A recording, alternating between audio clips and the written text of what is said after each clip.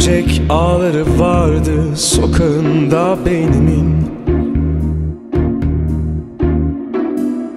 Tuzakları görsem de kördü gözlerim, ellerimin. Sakıncalı durumlarda ortaya çıkan tek hata, karanlık gözlerindeki ışık sanıp geçmekti her şey. Sakıncalı durumlarda ortaya çıkan tek hata, karanlık gözlerindeki ışık sanıp geçmekti her şey. İşte aşk burada bak, dibinde al, al hepsini yak. Bana her şey değil, sen lazımsın.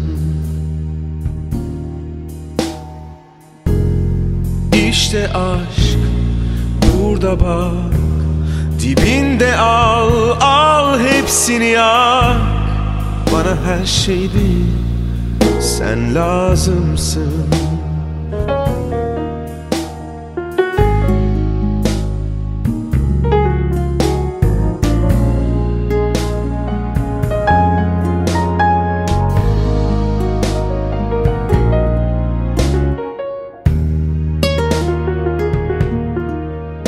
Sakıncalı durumlarda ortaya çıkan tek hata, karanlık gözlerindeki ışık sanıp geçmekti her şey.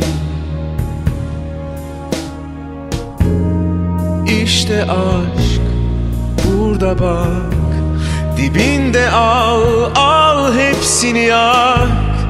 Bana her şey değil,